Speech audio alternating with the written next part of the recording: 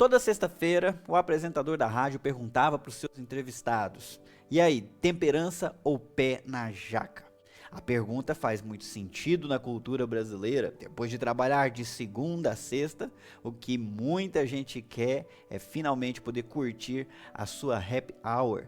É enfiar o pé na jaca, porque afinal de contas foi chato e exaustivo trabalhar, né, durante toda a semana e não se permitir deitar tarde, não se permitir fazer as coisas que gosta. Então no final de semana você precisa soltar as suas asas. Uma música do final dos anos 70 já dizia isso: abra suas asas, solte suas feras, caia na gandaia. Havia um grupo que também fez sucesso com essa música chamado de Frenéticas. A própria palavra frenética significa em estado delirante, em convulsão extrema.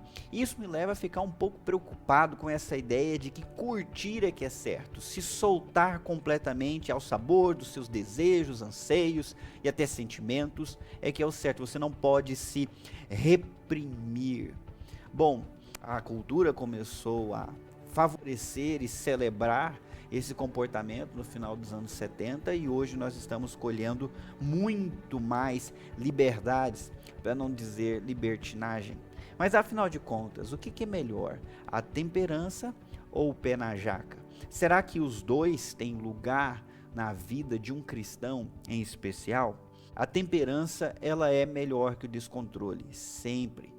Alguém descontrolado não ajuda em nada. Você sem controle e entregue a sentimentos, emoções negativos, por exemplo, não vai ser uma bênção nem para si, nem para as outras pessoas. Se é para ter temperança, então é preciso desenvolver um autocontrole. Cada pessoa é responsável por controlar os seus próprios instintos, saber dos seus próprios limites e se desenvolver, mas nunca se descontrolar. Olha, na Bíblia temos vários exemplos de gente que viveu uma vida reta, uma vida irrepreensível em sua conduta, nos mais variados aspectos. Um bom exemplo é o rei Davi, que se destacou por sua espiritualidade, por sua submissão, temor, respeito às autoridades, honestidade, lealdade. Só que um dia Davi se permitiu uma concessão. Concessões custam caro. Às vezes você leva a vida inteira, a semana inteira direitinho e abre uma concessão no final de semana. Cuidado, pode custar caro. No caso de Davi, ao invés de estar onde ele devia estar, fazendo o que ele devia estar fazendo, que era na frente do exército, na batalha, ele ficou em casa. Ele ficou cuidando de outras coisas. Ele se permitiu dormir ao invés de trabalhar. Ele não estava no lugar certo, nem na hora certa, mas no lugar errado. E por estar no lugar errado, ele foi exposto a algo que acabou se tornando um grande deslize na vida dele. Ele viu, do alto do palácio, uma mulher tomando banho, uma mulher muito bonita. E a sua visão se transformou em reparação, que se transformou em desejo, que se transformou em interesse, e ele procurou saber quem é, depois ele procurou conhecer, e aquilo terminou num adultério. Ele custou muito caro para ele, para a família, para o reino inteiro. Concessões custam caro. Eu prefiro muito mais a postura de Jó. Jó capítulo 31, versículo 1.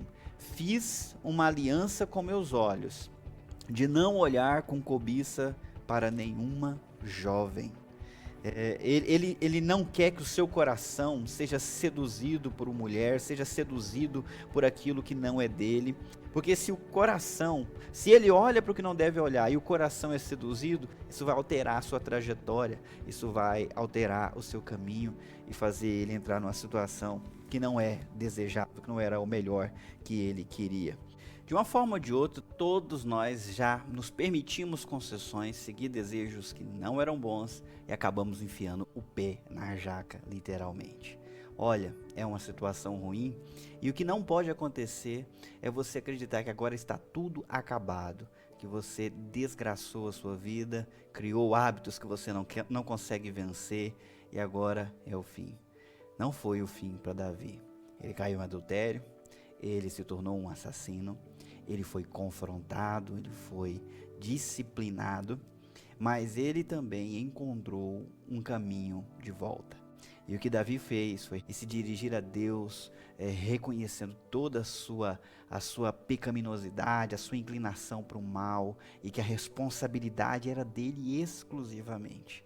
Mas também se humilhou, pedindo a Deus que o perdoasse. Ele escreveu o Salmo 51, e um dos versículos desse salmo, ele disse algo muito lindo.